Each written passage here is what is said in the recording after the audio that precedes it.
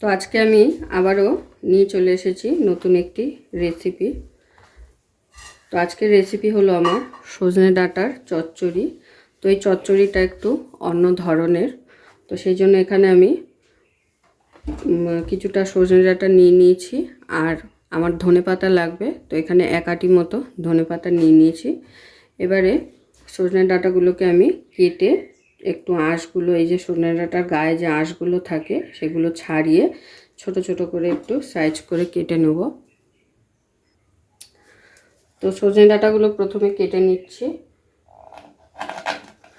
তো সমস্ত ডাঁটাগুলো ঠিক আমি এরম সাইজ করে কেটে নেব। বাকি ডাঁটাগুলোকেও এইভাবেই কেটে নিচ্ছি, তারপরে রান্নাটা শুরু করব। তো দেখুন, সজনে ডাঁটাগুলো খুব ভালোভাবে আমি আঁশ ছাড়িয়ে এরকম ছোট ছোট করে কেটে ভালো করে ধুয়ে নিয়েছি, জল ঝরিয়ে নিয়েছি। আর ধনেপাতাটাও বেশ ভালো করে বেছে ধুয়ে নিয়েছি।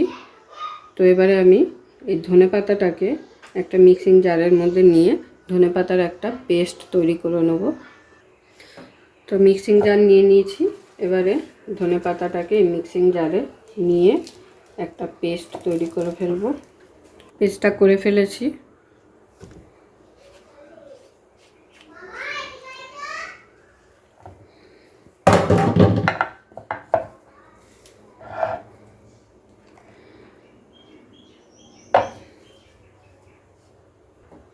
তো ধনেপাতা পেস্ট তো হয়ে গেল। এবারে আরও একটি পেস্ট তৈরি করে দেখাবো, সেটা হলো সর্ষে।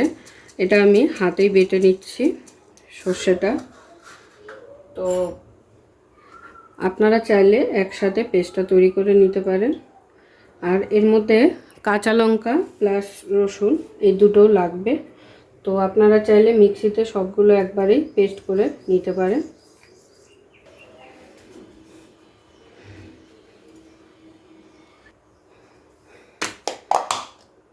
আর লাগবে রসুন বাটা।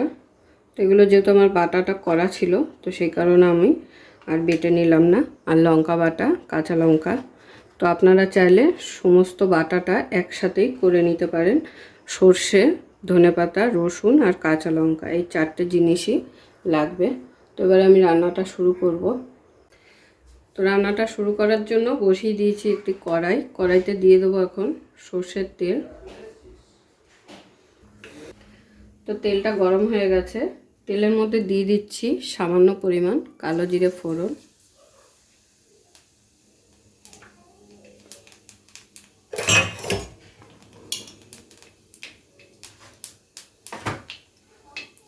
ফোড়নটাকে একটু নেড়ে চেড়ে নেব। এরপরে দিয়ে দেবো এর মধ্যে কেটে রাখা সজনে ডাঁটাগুলো।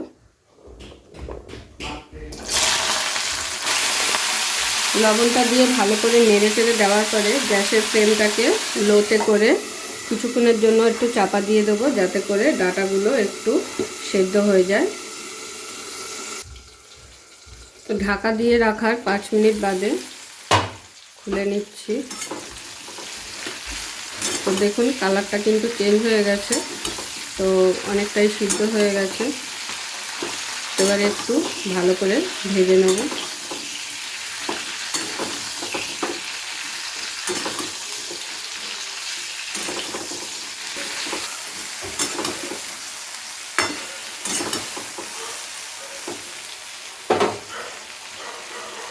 এরপর দিয়ে দিচ্ছি ধনেপাতা পেস্ট,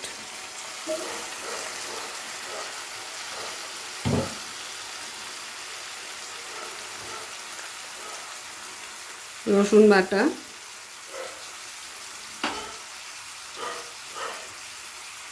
কাঁচা লঙ্কা বাটা। তো ঝালটা আপনারা আপনাদের টেস্ট অনুযায়ী দেবেন, যে যেরকম ঝাল খান সেই অনুযায়ী ঝালটা ব্যবহার করবেন। তো সব কিছু দিয়ে এবার ডাঁটার সাথে বেশ ভালো করে কষিয়ে নেব। কিছুটা সময় নিয়ে এটাকে ভালো করে কষিয়ে নিতে হবে।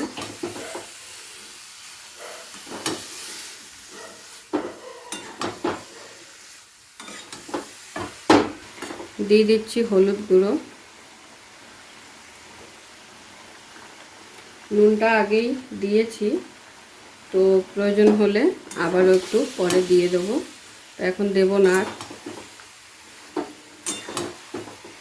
যেহেতু হালকা নুন দিয়ে সজনে ডাঁটাগুলোকে ভাপিয়ে নিলাম ভেজে, তো সেই কারণে এখন আর দেবো না। যদি প্রয়োজন হয় তো পরে আবার দিয়ে দেবো। তো দেখতেই পেলেন কত সহজে আর একদম ঘরোয়া উপকরণ দিয়ে কিন্তু এই রান্নাটা হয়ে যাবে।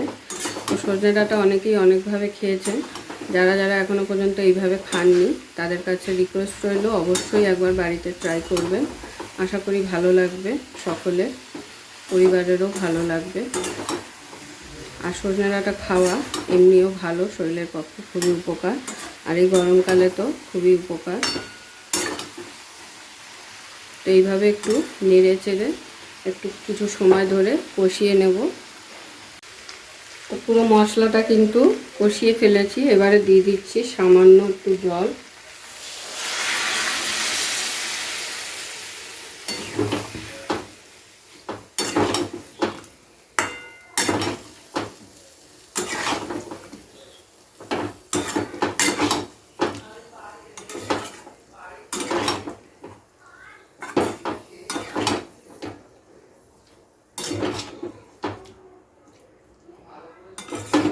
তো ডাঁটাগুলো কিন্তু অলরেডি 80% প্রায় সেদ্ধ হয়ে গেছে।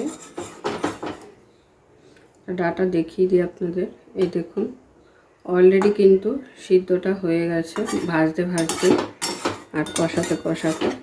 তো এবারে এটাকে 5 মিনিট হতে দেব। তো দেখুন আরও 5 মিনিট হওয়ার পরে জলটা কিন্তু যে আমি দিয়েছিলাম অনেকটাই টেনে গেছে।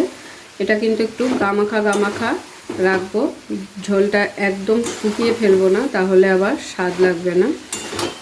তো সজনে ডাঁটার এই চচ্চড়ি আমার কিন্তু একদম রেডি হয়ে এসেছে। তো নামানোর আগে দিয়ে দেবো সামান্য পরিমাণ একটু মিষ্টি।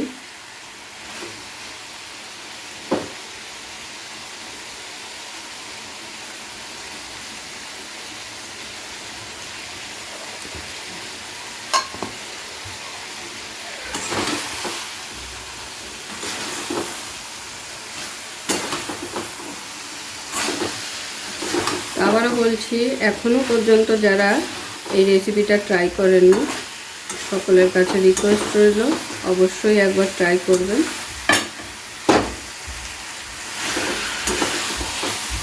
একদম গামাখা হয়ে গেছে, এবারে আমি গরম গরম প্লেটে সার্ভ করে নেব। পুরো ভিডিওটা দেখার জন্য সকলকে অসংখ্য ধন্যবাদ। এরকম আরও নিত্য নতুন ভিডিও দেখার জন্য চ্যানেলটি অবশ্যই সাবস্ক্রাইব করে নেবেন আর পাশে থাকা বেল আইকনটি প্রেস করে নেবেন নতুন রেসিপির আপডেট পাওয়ার জন্য। তো সবাই ভালো থাকবেন, সুস্থ থাকবেন, আবারও দেখা হচ্ছে আপনাদের সাথে নতুন একটি রেসিপি নিয়ে।